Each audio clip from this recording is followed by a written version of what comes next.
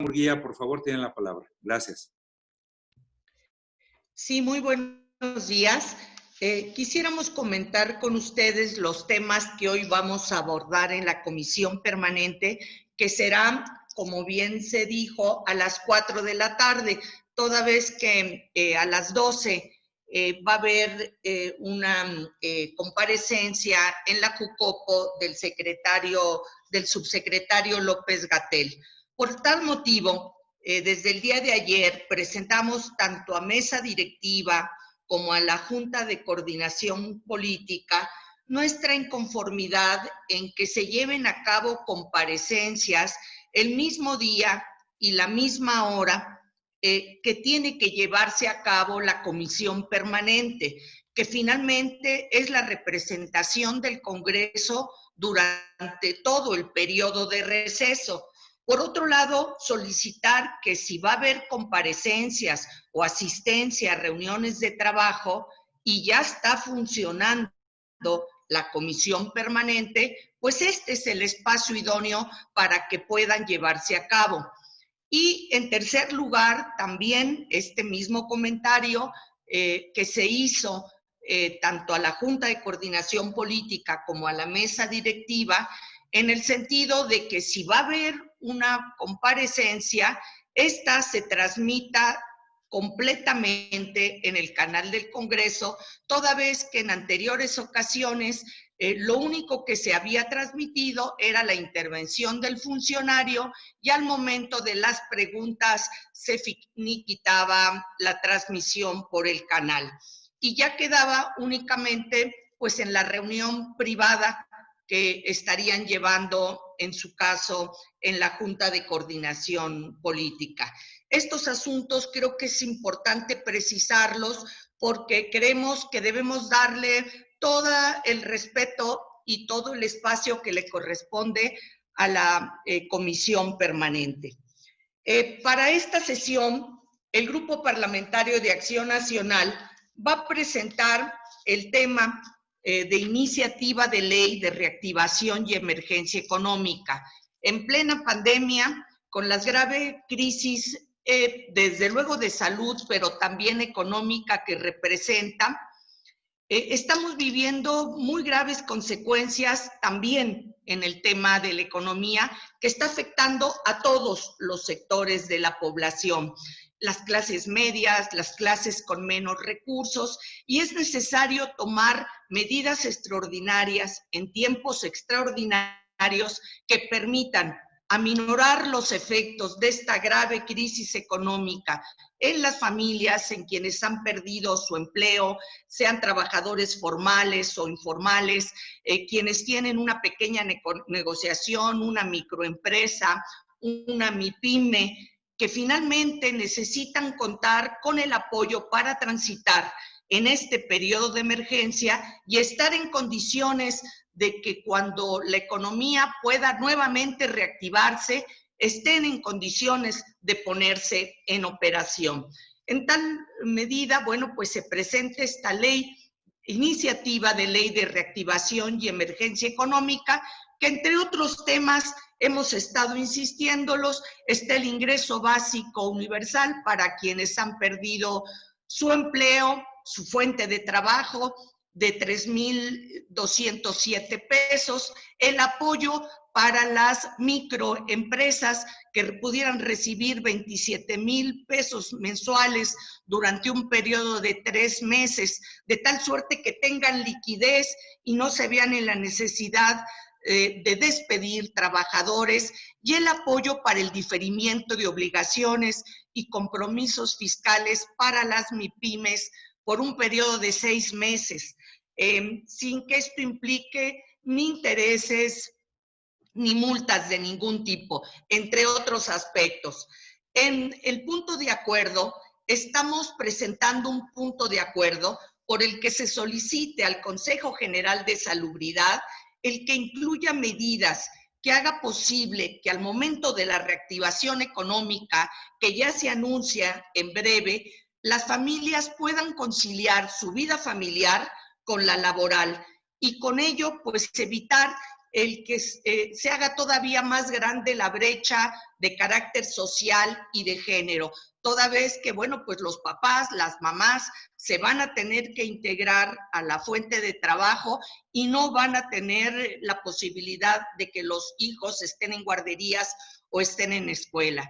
Respecto de la agenda política, está por definirse el tema de la agenda política, pero obviamente para nosotros es fundamental el tema de la armonización que están llevando algunas entidades federativas ya respecto de la Ley General de Educación, con graves consecuencias, como es el caso de Puebla, y también el caso de las energías renovables, de las energías limpias, para el tema de la generación de energía eléctrica. Básicamente son los temas que hoy abordaríamos. Muchas gracias, senadora. El coordinador Romero Hicks, por favor, tiene la palabra, coordinador Romero Hicks. Adelante. Gracias. Muy buen día. Deseo referirme al tema educativo, en donde hay una gran efervescencia y poco conocimiento sobre el asunto. Deseo recordar que el 15 de mayo del año pasado se promulgó la reforma constitucional que modifica el artículo 3º, la parte sustantiva de la educación, el 31, los derechos y obligaciones de los padres de familia, y el 73, que establece la facultad del Congreso de la Unión para expedir algunas de las normas. Esta reforma en su momento incorporó muchas de las propuestas nuestras, prácticamente casi el 80% fueron propuestas nuestras. Primero declaró la educación inicial y superior como obligatorias. Segunda, reconoció el derecho humano a los beneficios de la ciencia y la tecnología. Tercero, enfatizó el tema de la excelencia educativa. Cuarto, se estableció un mandato para crear una Ley General de Educación Superior, propuesta nuestra, para este año, que está en curso su diseño. Quinto, el tener una Ley General de Ciencia y Tecnología, que también es una propuesta nuestra. A partir de la promulgación, se estableció un plazo de un año, que venció el viernes 15 de mayo, para poder tener la armonización de las leyes educativas.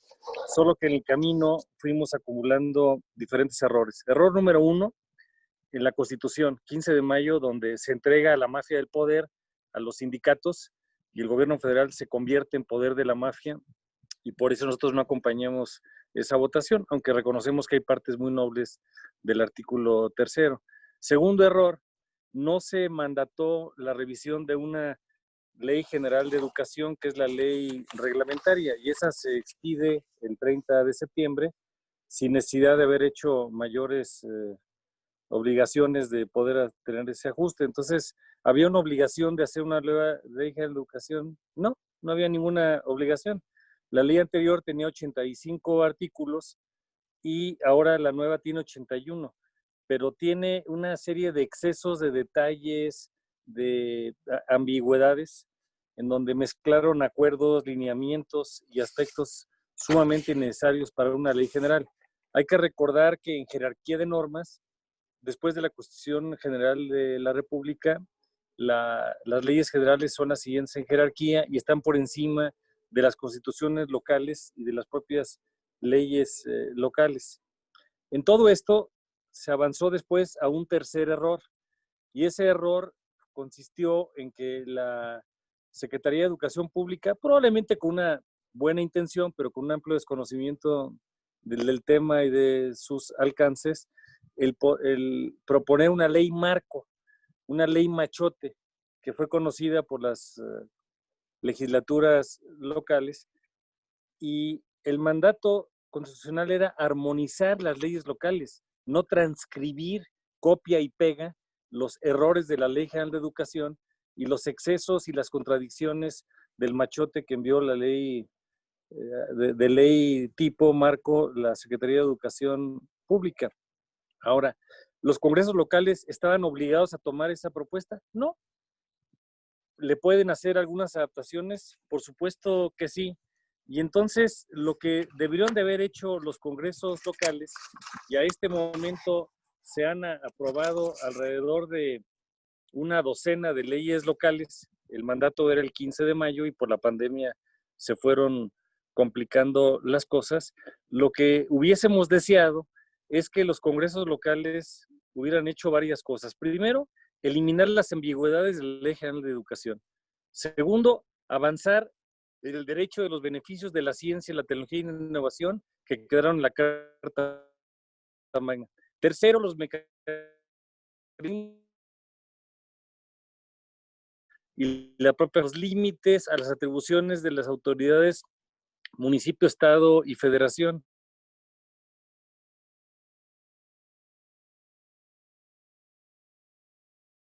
Los reboes, fuese estatal o federal. Sexto, una gran oportunidad, seleccionar contenidos regionales a incorporar en los planes y programas de estudio. Séptimo, el poder abordar mecanismos de financiamiento, tanto la Constitución, la educación inicial y la superior en la planeación del Estado. Noveno, la colaboración de entidades federativas en los procesos de selección de docentes y en la participación de su formación y su desarrollo profesional. Y décimo, muchos temas que hoy son vigentes, como la educación a distancia, la innovación, la educación digital. Entonces, ¿qué fue lo que ocurrió? La mayor parte de los congresos locales a este momento tomaron la propuesta limitada, abstracta, contradictoria y sobre todo difícil de entender por parte de la Secretaría de Educación Pública. Y voy a poner un ejemplo, porque el diablo está en los detalles. En la Ley General de Educación, desde hace muchos años, y es una ley de 1993, ya se señalaba que los particulares forman parte del sistema educativo nacional, pero la nueva ley retoma el texto y va más allá. Y entonces señala que los muebles e inmuebles de las escuelas del sistema educativo nacional.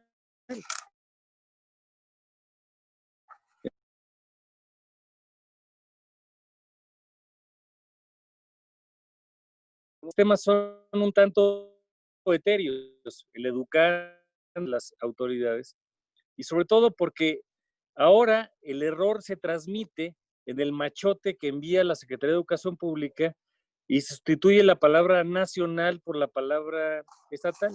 Algo similar, por ejemplo, pasa con inquietudes sobre libertad académica, reconocimientos de validez oficial de estudios denominados REBOES, la vigilancia de particulares. Y entonces la redacción, que es muy mala de la Ley General de Educación y tampoco es afortunada en el machote sugerido, que puede tener una noble intención, pues no despejas dudas, sino al contrario, agranda la cadena de desaciertos. Y entonces en el machote la SEP se excede y sugiere algunas cosas a los estados. Los congresos y las autoridades locales, perdón la crítica de buena fe, no hicieron su trabajo. Y luego no se consultaron en Parlamento abierto estas modificaciones a las armonizaciones locales y las leyes se aprobaron en una forma de fast track. Entonces, esto es lo que provocó, por ejemplo, el caso más visible, que es el caso de Puebla. Pero el tema no es Puebla, el tema es todo el país. Entonces, nosotros lo que queremos proponer, y lo vamos a llevar al momento necesario en la comisión permanente, es que los congresos locales aprovechen la oportunidad para profundizar y darle amplitud para que armonizar se entienda no como transcribir, se entienda como lo que debe ser, precisamente la incorporación de lo nacional, que debe ser muy breve, porque ya está en la Constitución, ya lamentablemente está en la Ley General de Educación, y que los procesos de innovación locales sean incorporados. En el caso de Puebla, con todo respeto, no es la ley Barbosa. El gobernador lo que tomó fue que el lunes 11 de mayo tomó el machote de la SEP, mal hecho, lo turna al Congreso local, no se procesa en Parlamento abierto, se aprueba el viernes 15 de mayo dentro del plazo que marca la Constitución y luego ya empieza a haber los problemas porque el siguiente viernes es cuando se publica en el periódico oficial del Estado de Puebla. Es un tema que nos involucra a todos y lo que queremos es que se haga la armonización de manera apropiada. Ese es nuestro comentario. Muchas gracias, diputado. Abriríamos entonces la sesión de preguntas y respuestas. En primer lugar está Lucía Calderón. Lucía, ¿nos escuchas? ¿Puedes hacer tu pregunta? Sí, buenos días a todos. Muchas gracias. A ver, la pregunta es la primera sobre el anuncio del presidente esta mañana de que hay un fondo de 60,000 millones de pesos que se van a distribuir en los estados como extra de las participaciones que les corresponden. Lo dio a conocer hoy por la mañana. En cuanto a la gira que va a comenzar el próximo lunes, ya lo anunció, se va al sureste con las medidas sanitarias necesarias, también una opinión al respecto. Y en el tema que tocó el diputado Romero Hicks, en cuanto a la ley de educación acá en Puebla, ayer platicamos con otra senadora y nos decía la posibilidad de que esta ley la impugnen de alguna manera ante la Corte, ante la Suprema Corte de Justicia, que ocurra algo similar a lo que pasó con la ley allá en Baja California. Entonces, ¿cuál sería el siguiente paso para evitar que los congresos locales hagan copia y pega de una legislación nacional y no hagan las adecuaciones necesarias? ¿Y cuál es el riesgo también de que esto no ocurra? Esas son mis preguntas. Muchísimas gracias. ¿Quién, si puede levantar la mano, quien quisiera responder? Por favor, coordinador. Subrayo, el tema no es Puebla. Puebla es donde surgió la efervescencia. Ya cuando se aprobó en Puebla y se publicó, llevábamos una decena de estados. Nuestra sugerencia, y va a ser una manera de exhorto, es que los congresos locales desplieguen su capacidad innovadora y hagan la tarea. Ahora, hay aspectos de la Ley General de Educación que son insostenibles, pero eso ya es un error desde el 30 de septiembre del año pasado y seguramente los particulares harán las medidas jurídicas que procedan. La gran oportunidad es que hay todavía 20 congresos locales que pueden hacer bien las cosas y los que ya las hicieron copiando mal la sugerencia de ley Machote hagan las reconsideraciones para poder corregir.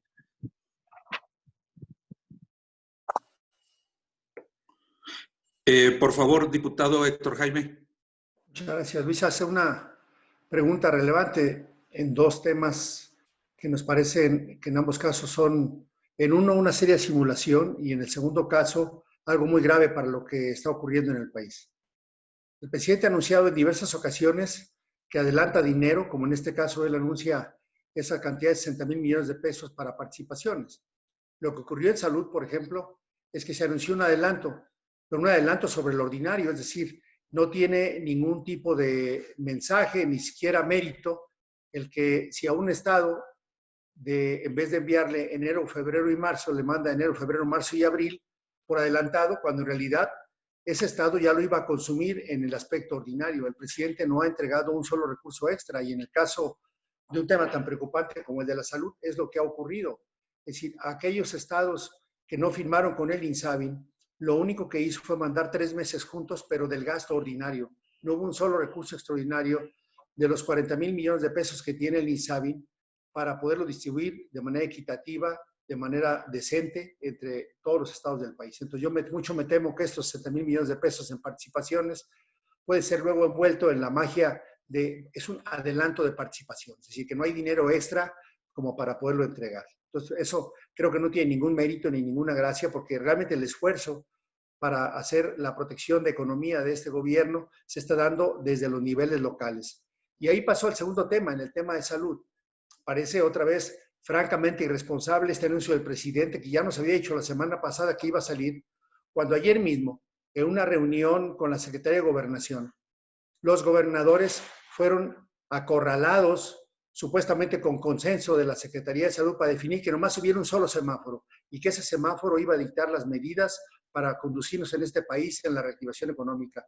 Bueno, pues ese semáforo marca con base en 4 indicadores que el presidente de la República no debería de ir a esos estados porque obviamente la cantidad de gente que se mueve con él, incluyendo periodistas, el gabinete, la articulación de la mañanera, etcétera, rebasa los criterios que la propia federación dijo, es decir, él a través de su vocero. El primer indicador es el porcentaje de gente que está hospitalizada por insuficiencia respiratoria aguda y en los estados a los que él dice que pretende ir está en absolutamente rojo. El segundo indicador es la tendencia de hospitalización tanto por enfermedad moderada como por enfermedad grave y también en esos estados está en rojo. El tercer indicador es la tendencia de casos confirmados de enfermedad por COVID-19 que da el SARS-CoV-2 y también está en semáforo en rojo. Y el último indicador es la tasa de casos confirmados por COVID. En los 4 va hacia la alta y también está en rojo. En promedio ponderado, los 4 indicadores están en rojo. El presidente, si quisiera ir de gira, le ofrecemos Zacatecas, que es el único estado de la República que está en amarillo y que con los criterios ahí sí debidos de manera proporcional pudiera acudir según el propio semáforo emitido por la Federación. Un tercer tema que me parece que estaría haciendo el presidente si es que va, es como aquel que está ebrio en la calle, totalmente tirado, pero con cubrebocas, es decir, borracho, pero muy reglamentado en la calle. Me parece una seria equivocación del presidente y es un pésimo mensaje otra vez, el cual ha sido repetitivo en su gobierno de dar malas señales al ciudadano de qué es lo conducente. Entonces aquí invitamos al presidente de la República a que reconsidere tan siquiera que el otro López, el secretario López-Gatell, le pueda decir que en el semáforo que presentó ayer en la CONAGO, con lo cual ellos dicen que ese semáforo es el correcto, el presidente estaría incumpliendo las primeras instrucciones sanitarias para acudir a esos lugares. Es cuanto, Luisa, gracias. Muchas gracias, diputado. Senadora, por favor, senadora Murguía, y después la diputada Josefina Salazar, por favor. Yo quisiera retomar el tema del anuncio que da el presidente de reiniciar sus giras en breve. Y algo de lo que ya comentó el diputado Héctor Jaime. No sabemos exactamente cuántas personas conforman el staff que acompaña al presidente a cada una de las giras, entre elementos de seguridad, de logística, incluso cuántos medios de comunicación asisten a la convocatoria del presidente en cada una de las giras, ni tampoco sabemos al lugar a donde vaya a ser el destino, que tampoco está claro hasta este momento, a cuántas personas vaya a convocar y vaya a reunir. Lo que es un hecho es que con mucho superan las propias recomendaciones que el Consejo de Seguridad y su vocero por parte del gobierno, el doctor López-Gatell, ha venido haciendo. Y aún más, nosotros en la permanente hemos estado pidiendo sesiones presenciales y nos han estado dando una serie de argumentos para no tenerlas, que mucho se refieren pues a las disposiciones del Consejo de Salubridad General y las condiciones de la pandemia. Y bueno, pues simple y sencillamente esas mismas recomendaciones que son aplicables para el resto de la población, al parecer no se aplican tratándose del presidente y de sus giras. Es decir, sí, hágase, señor, tu voluntad, pero yo hago lo que yo quiero. Entonces, bueno, si se van a autorizar giras en donde va a haber un número grande de personas congregadas, no entendemos la razón o no se justifica la razón por la que sigan pretendiendo que la comisión permanente no tenga sesiones presenciales. Muchas gracias, senadora. Diputada Josefina, ¿nos había pedido la palabra? Sí, muchísimas gracias. Pues nada más es con referencia también al fondo que mencionan de los 60,000 millones de pesos que sirven o manifiesta el presidente que es para estabilizar a los presupuestos estatales, pues primeramente él dentro de sus propias declaraciones especifica que es un fondo que se tenía para entregar de manera trimestral, es decir, no son recursos adicionales a los que supuestamente tiene el gobierno federal ya destinados o presupuestados o definidos para los estados. Entonces, él mismo dentro de sus declaraciones establece y que ya instruyó al secretario de Hacienda para que haga la modificación correspondiente al decreto, a los programas, a las reglas de operación de dicho programa, cosa que también sería muy interesante conocer cuáles van a ser los criterios de supuestamente la entrega de estos 60 millones de pesos, a qué estados van destinados, cuáles van a ser las reglas que van a estar aplicando para la entrega de los mismos recursos, hacia qué va destinado y sobre todo creo que aquí es muy importante también la comunicación con el Ejecutivo, toda vez de que derivado de la contingencia sanitaria y de la falta de recursos del gobierno federal que no han bajado a los estados para apoyo a los gobernadores para atender la situación de salud, pues muchos de los estados han estado peticionando a los congresos locales préstamos para poder atender el tema de la pandemia. Entonces, creo que también este es un tema que sería muy importante, que hubiera una mayor comunicación entre el secretario de Hacienda y los gobiernos de los estados para que evitar de que estos se hagan este tipo de peticiones a los congresos cuando el gobierno federal ya tiene contemplados por lo menos en números o en ideas del presidente, entregar recursos adicionales a los estados. Muchas gracias. Tendría la palabra entonces Karina Aguilar. Karina, ¿nos escuchas? Hola, sí, buenos días. Por favor, adelante. ¿Me escuchan ahí? Sí, adelante, por favor. Gracias. Preguntarles si en torno a esta gira del presidente Andrés Manuel López Obrador que pretende hacer ya la próxima semana, entonces ustedes ven un papel protagonista del primer mandatario, por un lado, y por el otro, preguntarles el riesgo que existe de esta consulta pública para el establecimiento de una norma mexicana para la organización de las elecciones en México, que publica la Secretaría de Economía en el Diario Oficial de la Federación. El INE ya mostró su extrañeza ante esta publicación, solicitó incluso pues a la Secretaría de Economía una explicación, lo cual no se les ha dado. ¿Cuál es el riesgo que ustedes ven en este tema y si es violatorio de la ley? Gracias. ¿Quién quise? Diputado Héctor Jaime, por favor, y después el senador Julen Rementería. Sí, yo abordaré el primero de los temas. Sin duda que es violatorio de la ley, dado que el Ejecutivo, en su Consejo de Salud General y en la Secretaría de Salud, marca que deben de evitarse este tipo de salidas, porque a lo que va a conducir en aquellos estados donde todavía la tasa de contagio es muy alta, la tasa de hospitalización muy alta, es que el mensaje a señalar es relajar todavía mucho más las medidas y es un ejemplo francamente contrario a lo que se percibe. Lo que se percibe en las políticas públicas debe ser aquellas iniciativas y medidas y acciones que preserven y aquellas medidas y acciones que de manera inteligente fortalezcan la economía. Aún la ida como quiera, pero a lo que va se podría hacer también con una videoconferencia. No se ocupa mover el presidente para hacer los actos que pretende hacer. Entonces, me parece que en aquellos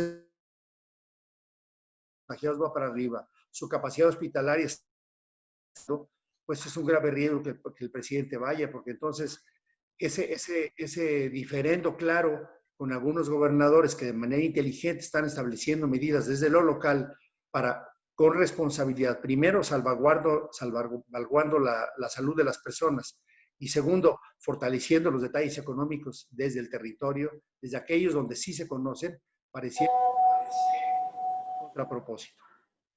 Senador Julen Rementería, por favor. Pues yo me referiré, Karina, a la segunda parte de tu pregunta. La verdad es que extraña muchísimo que en medio de una emergencia sanitaria, de una emergencia económica, de todos estos temas como los que se comentan, de la pretendida gira del presidente, que es una barbaridad, es una, pues por decirlo menos, una absoluta imprudencia.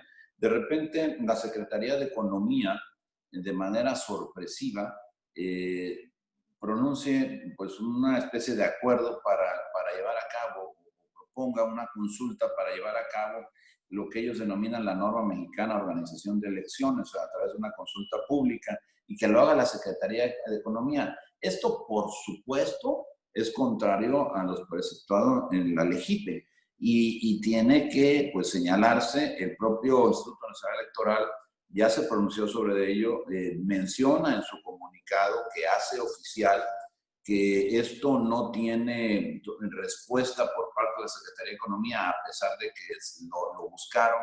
No hay una explicación para ello.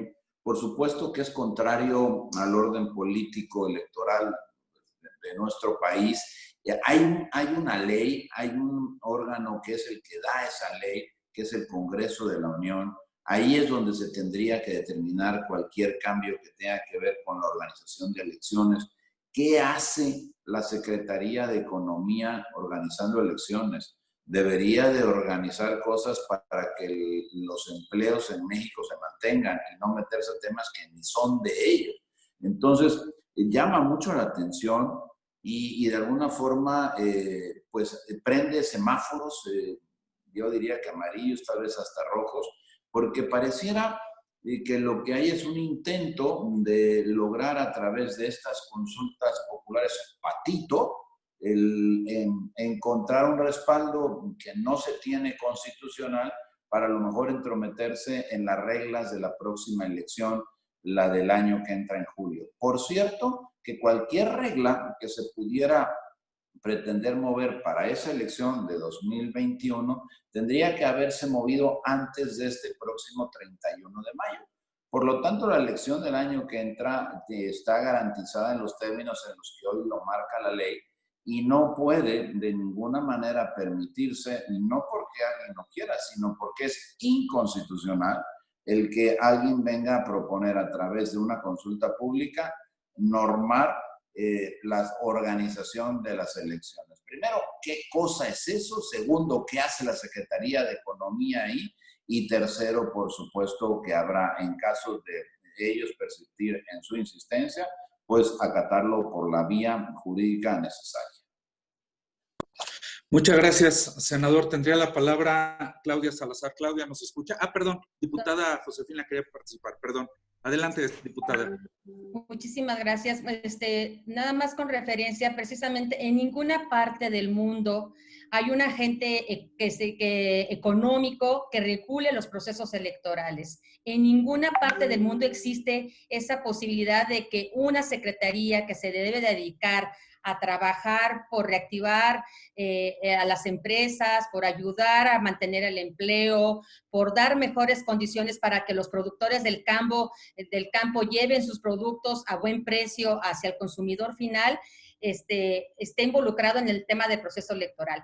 Esto es lamentable porque esto habla del desconocimiento precisamente de los secretarios, de los funcionarios que tiene el presidente de la República a cargo de estas dependencias, el desconocimiento de las acciones que deberían de estar realizando, y sí demuestra un verdadero interés a querer tener injerencia en todo aquello que al presidente le resulte incómodo. Hemos visto cómo recientemente el INE ha sido atacado. Es un organismo autónomo, un organismo que tiene su propia funcionalidad, que tiene y proviene de una elección en otro órgano diferente, como es el Poder Legislativo, y cómo ha sido atacado y cómo ha sido vapuleado por los secretarios, por el propio presidente de la República, cuestionando su función, cuestionando sus resultados, cuando él mismo es el resultado de una elección democrática que se llevó a cabo en años pasados. Entonces, lamentablemente vemos que la ineptitud de sus secretarios está saliendo y se está dando a conocer en este tipo de acciones, y por supuesto que vamos a estar muy al pendiente de los resultados que emanen de esta consulta a mano alzada, como es muy costumbre del gobierno federal, de querer meterse en el tema del Instituto Nacional Electoral. Muchas gracias, diputada. Claudia Salazar, ¿nos escuchas? Sí, ¿me escuchan? Sí, por favor, adelante. Sí, buenos días. Quiero saber su opinión de esta disputa que hay de los gobernadores con la federación respecto al semáforo. ¿Pueden ellos saltarse a la federación en esta imposición de los semáforos o no pueden hacerlo. Y esto va pegado con, entonces, el presidente López Obrador sí puede hacer giras sin respetar precisamente el semáforo. Y también, si me pueden responder, ¿el presidente pone en riesgo su vida y la de los demás al hacer estas giras? Por favor. Diputado Héctor Jaime, por favor. Gracias, Claudia. Las preguntas son interesantes en tres vertientes. La primera es si el presidente corre riesgos si va a una gira. Bueno, si lleva su escapulario, su detente, dice el subsecretario López-Gatell que está inmunizado, que él tiene fuerza moral, pero eso no se ha demostrado con medicina basada en evidencias que sirva. Entonces yo creo que el presidente, al ir a un lugar donde hay el mayor tasa de contagios, donde hay muchas personas enfermas y además donde, dadas las escasas pruebas que se han hecho en México, que es una vergüenza, por cierto, mundial, pues no saben cuánta gente de la que esté por allá puede contaminarle, o bien incluso cuánta gente alrededor del presidente, como ya ha ocurrido con varios de sus funcionarios, puedan ser asintomáticos portadores del virus, aunque estén asintomáticos o que estén en periodo presintomático, que tengan un poquito de temperatura, pero que no sea lo suficiente, puede contaminarlo. Y obviamente por su edad, el presidente tiene factores de riesgo, a decir, de los propios elementos que se han caracterizado en México. La segunda tiene que ver con las acciones que puede hacer un gobernador. En México hay niveles de autoridad sanitaria. En estos niveles, lo ha dicho el propio subsecretario Gatell cuando así le conviene, dice, a ver, ya liberamos esto, ya vamos a la reactivación económica, y los gobernadores, dado que son autoridad sanitaria, los tienen que responder. Bueno, lo que se presentó ayer en la reunión con los gobernadores y la Secretaría de Gobernación fue precisamente las medidas que en tanto el gobernador, su secretario de Salud y los ayuntamientos de los estados, los tres niveles de autoridad sanitaria pueden hacer en el caso del manejo de las pandemias. Sin duda que los gobernadores lo pueden hacer y tienen que observar el lineamiento general que marca la propia federación. Pero cuando el propio presidente ni siquiera lo está observando de manera genérica, pues es algo complejo. Y de fondo, Claudia, lo que está es si realmente la federación tiene la capacidad para establecer esos semáforos que dicen ellos que es en consenso, e insisto, ayer se vio que no hay tal consenso. Cuando los gobernadores están presentando ya diferentes alternativas, me parece a mí, más inteligentes que estos criterios gordos utilizados por la propia federación, dado que el sistema de información de enfermedades respiratorias agudas lo manejan ellos. Deciden qué plataforma utilizar para que se suban los casos. Han reconocido que muchos de los casos positivos tomados ya en laboratorios con las pruebas que ellos mismos autorizaron, no los pueden subir a la plataforma. Entonces, el número de casos es muy superior.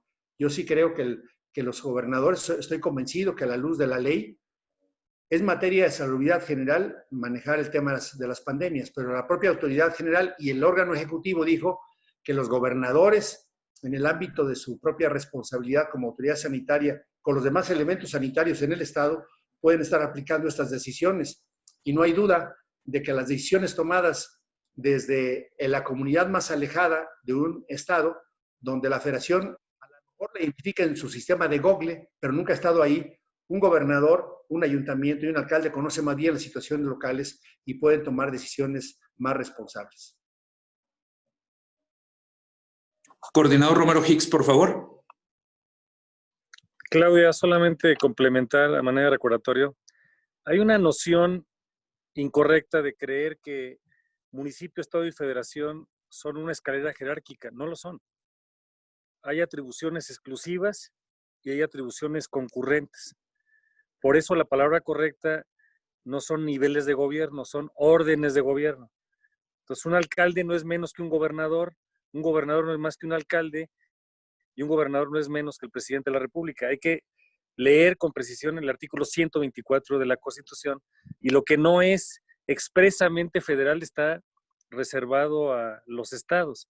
Pero hoy vivimos el intento de una república unitaria central, de un gobierno, de un despotismo no ilustrado, autócrata, y que encabeza una ineptocracia y que quiere mandar línea directa a los gobernadores. Los gobernadores no son subordinados del presidente de la República, son los jefes de Estado con mayúscula de cada una de las entidades federativas, y lo que nos rige es un pacto federal. Y lo que está ocurriendo es que ante un presidente ausente en temas de salud y en temas de economía, los gobernadores han tenido que tener mayor visibilidad. Y el principio de la ley es muy clara. Es el principio en donde la autoridad solamente puede hacer lo que la ley le atribuye.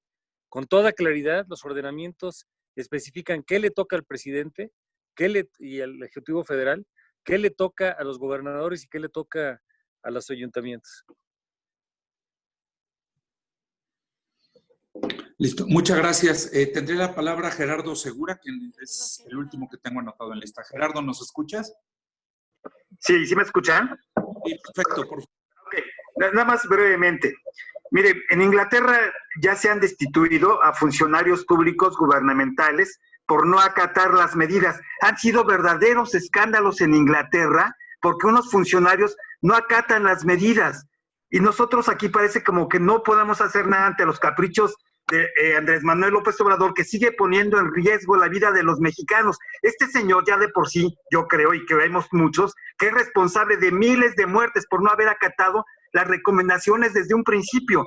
¿Qué hacer para ponerle ya un freno por la vía legal a este señor? Porque deben entender, y yo creo que ustedes también deben de hacerlo saber, que puede ser sujeto a responsabilidades penales, porque ya, bueno, son 8,000 muertes las que se están registrando, más de 8,000 muertes. ¿Qué hacer para poner un freno ya por la vía legal a este señor? Porque pues no podemos, como nación, como país, permitir que siga con sus caprichos de hacer lo que él quiere, y está de por medio la vida de miles de mexicanos. Perdón por la exaltación, pero es mi pregunta. Gracias. Muchas gracias, Gerardo. ¿Quién quisiera responder? Diputado Héctor Jaime, por favor. Pues a mí me parece, Gerardo, es más, si lo haces una nota, la firmo a ciegas, lo que acabas de decir. Es obvio que las medidas tomadas para el coronavirus, para esta epidemia, han sido una franca negligencia del gobierno federal. Muertes, si bien es cierto, el gobierno federal no puso el coronavirus en China, sí tuvo mucho tiempo, con mucha previsión para hacer un plan verdaderamente serio. Un plan que no hizo ni siquiera de manera puntual. Y me refiero simplemente a las responsabilidades que el presidente, en su calidad de titular del Consejo de Salud General y del Ejecutivo Federal, pudo haber hecho para la programación y planeación de la contingencia de esta enfermedad. Todo lo que ha estado ocurriendo, incluyendo un punto de acuerdo que hoy presenta el Partido de Acción Nacional para que pueda incorporarse a las paredes de la Cámara de Diputados en letras de oro los mártires de la medicina. Hasta antier iban más de 145 médicos y enfermeras que han muerto porque evidentemente la cantidad de equipo de protección personal no llegó a tiempo. Este equipo de protección personal que después ya se supo entre que los cubrebocas fueron vendidos a China y que no han llegado y ahora siguen llegando, que equipos de protección personal que se confiscó en aduanas fue enviado a las Secretarías de Salud estatales como para que dijeran que habían enviado equipo, como que los ventiladores no estaban suficientes, como que la reconversión se está haciendo 3 veces más tarde, y por último, que es impresionante que instituciones universitarias como el TEC de Monterrey, como la UNAM, como gobiernos locales y municipios, hubieran decidido tomar medidas sanitarias que le hubiera competido al gobierno federal emitirlas, y la instalación en permanente del Consejo de Salud General para salir con la gran novedad de que lo que en días previos, en marzo, al inicio de marzo, la Organización Mundial de la Salud dijera que ya es una pandemia mundial, aquí se consideró que sí podía ser una enfermedad un poco grave. Entonces me parece que todos esos muertos que pudieron haberse evitado quizá habiendo tenido primero el Fondo de Reserva Estratégica que estaba vacío, y a 2 años de gobierno es impensable que fueran tan negligentes, porque ni en los presupuestos aprobados en el Congreso, ni en el presupuesto de salud enviado por el Ejecutivo, se previó un solo peso para tener ese fondo que correspondía. Y llama la atención porque el actual vocero Hugo López-Gatell, él era el director responsable de esa área desde el gobierno pasado. Entonces, sí llama la atención tanta negligencia de este gobierno y sin duda que la gente lo está sabiendo. Tanta tardanza en la equipación de los hospitales, tanta tardanza en la formación de recursos humanos, tanta tardanza en la compra de equipos. Sin duda, Gerardo, como tú bien lo refieres, sí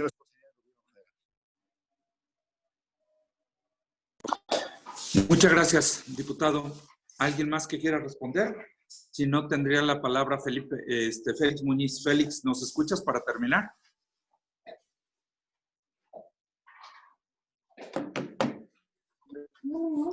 Bueno, si no nos escucha Félix, me mandó su pregunta, diría, se las leo, dice, senadores de Morena acusan a gobernadores del PAN de recurrir al endeudamiento por más de 5,000 millones de pesos, como el caso de Tamaulipas, y es para utilizarlos en las próximas elecciones. ¿Qué podrían declarar al respecto?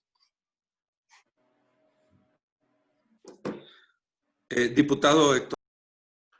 Muchas gracias. Pues a mí me parece que los diputados de Morena debían sustentar bien sus dichos. Hoy es claro, y dicho por el instituto, yo tengo otros datos, pero es un instituto autónomo, que es el Coneval, que los proyectos que el presidente se reservó para gastar el dinero de los mexicanos, ninguno de ellos va orientado ni a mejorar la pobreza de la población, ni a mejorar a todos aquellos empleados que han perdido su trabajo y que ya fácilmente se podría calcular rebasan los 750,000 empleos. Si el presidente no tiene ningún programa público con dinero federal para poder apoyar la economía de los estados, sí queda, como dijeron, franca responsabilidad estatal el poder detonar la economía, apoyar a los pequeños, a los medianos empresarios, fortalecer los mecanismos de asistencia, fortalecer los sistemas de salud, dada la ausencia del proyecto federal. Y a mí me parece que todos los diputadas y diputados tenemos la obligación de fiscalizar muy bien los recursos. Entonces, yo les diría a los diputados de Morena que se pusieran al tiro y que revisen muy bien en qué se va a aplicar el recurso y que si ellos encuentran que se desvía por otro tipo de temas, pues que lo digan. En el caso concreto de los gobiernos, el gobierno que se señaló, sin duda que la infraestructura que se ha estado manejando en esos estados se ha mejorado muchísimo, el equipamiento, la compra de medicamentos y sin duda una gran cantidad de proyectos que junto con los empresarios, junto con los ciudadanos, en comunión con los ayuntamientos, es para fortalecer la economía y poder aguantar ante la ausencia, como ya dijo el coordinador Romero Hicks, de un presidente, secretario de Hacienda, de un secretario de Economía, de una Secretaría de Trabajo, que están francamente ausentes pensando que desde la capital van a manejar este país y que sufran en lo más lejano. Es muy complicado tomar decisiones cuando el sufrimiento se da a muchos kilómetros de distancia de la capital de la República. Coordinador Romero Hicks, y para finalizar, la senadora Nadia Navarro. Coordinador, por favor. Gracias. Considero que con lo que dijo el doctor Ramírez Barba refleja nuestra opinión. Es una ocurrencia más. Nosotros vamos a concentrarnos en la atención de la pandemia y no en sandeces horizontales, de cabezas que no están concentradas en la crisis inmediata. Muchas gracias. Senadora Nadia Navarro, por favor. Pero sobre todo se me hace desproporcionado.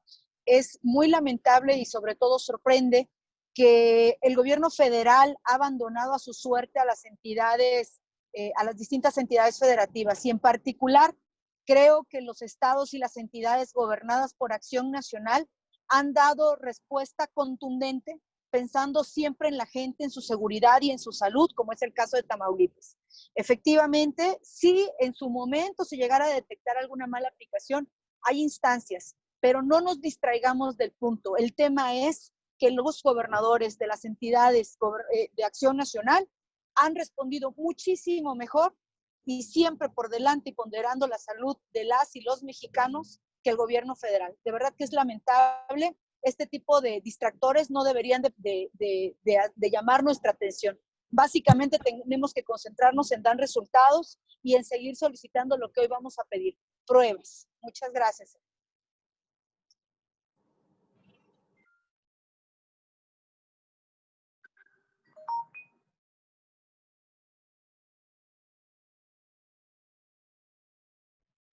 Perdón, son todas las preguntas que tenemos. Muchas gracias, senadores, senadoras, diputados, diputadas.